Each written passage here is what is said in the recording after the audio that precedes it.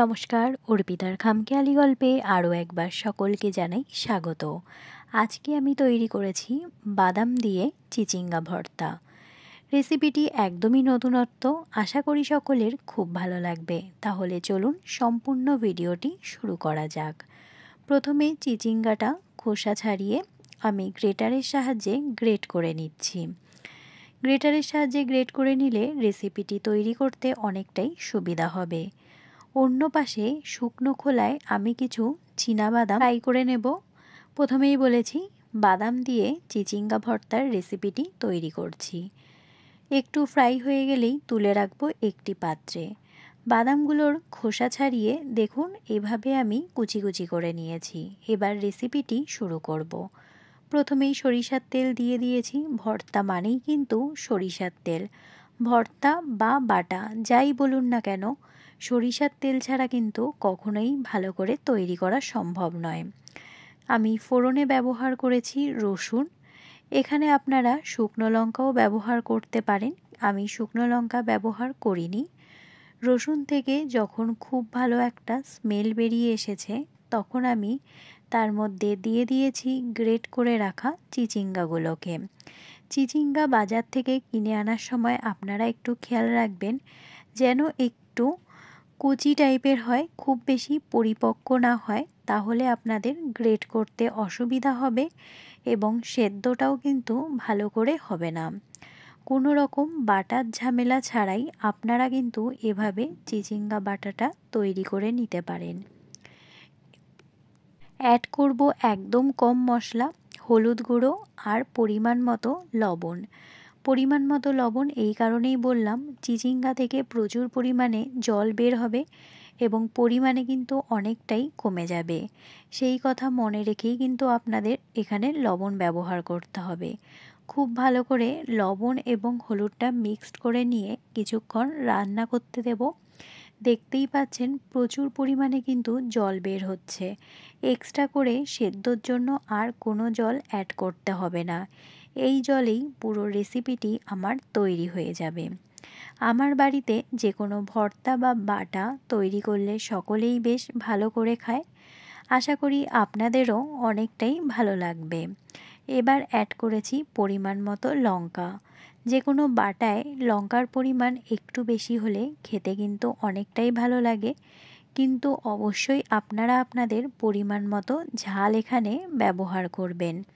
আমি কোনো রকম শুকনো লঙ্কা বা গুঁড়ো লঙ্কা এখানে ব্যবহার করব না, চাইলে আপনারা ব্যবহার করতে পারেন। একদম কম মশলায় সুস্বাদু এই রেসিপিটি কিন্তু আপনারা অনেক কম সময়ে বাড়িতে তৈরি করে নিতে পারেন। এই পর্যায় পর্যন্ত যারা ভিডিওটি কন্টিনিউ করছেন কিন্তু একটি লাইক দিতে ভুলে গেছেন, প্লিজ একটি লাইক দিয়ে ভিডিওটি কন্টিনিউ করবেন। আপনাদের একটি লাইক কিন্তু আমার কাছে অনেকটা গুরুত্বপূর্ণ।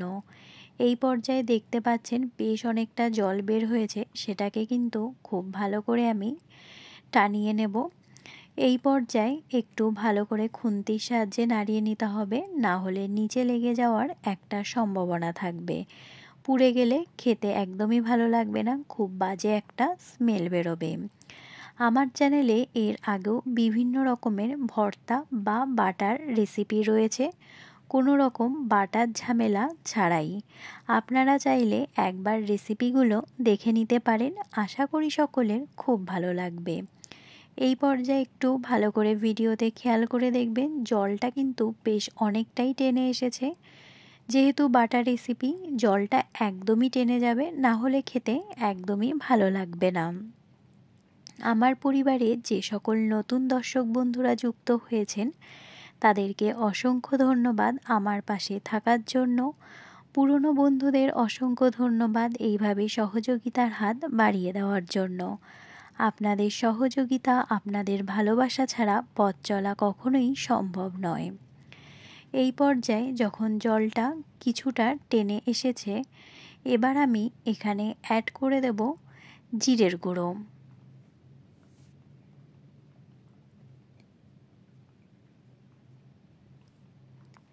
ব্যাস, এখানে হলুদ, লবণ আর জিরের গুঁড়ো, তাছাড়া আর কোনো গুঁড়ো মশলা এখানে ব্যবহার হবে না।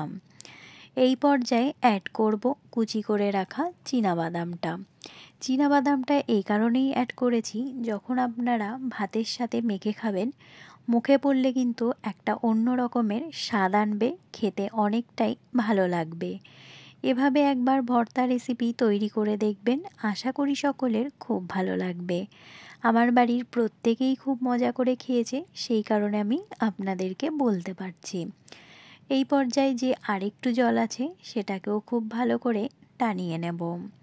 আমার রেসিপি ভিডিও বা ব্লগ ভিডিওগুলো আপনাদের কেমন লাগছে অবশ্যই কিন্তু কমেন্টের মাধ্যমে জানাবেন। নামানোর আগে অ্যাড করেছি খুব সামান্য পরিমাণ চিনি। স্বাদের ব্যালেন্সের জন্য এখানে চিনি অ্যাড করেছি, এটি সম্পূর্ণ অপশনাল, চাইলে আপনারা স্কিপ করে যেতে পারেন। এই পর্যায়ে দেখতে পাচ্ছেন জলটা খুব ভালো করে টেনে এসেছে, আমার ভর্তা রেসিপি কিন্তু তৈরি হয়ে গেছে। আমি একটি পাত্রে সার্ভ করে নিয়েছি। আমার আজকের এই ভর্তা বা বাটা রেসিপি আপনাদের কেমন লাগলো অবশ্যই কমেন্টের মাধ্যমে জানাবেন। ভালো লাগলে আমার পাশে থেকে যাওয়ার অনুরোধ রইল। সকলে ভালো থাকবেন, সুস্থ থাকবেন। নমস্কার।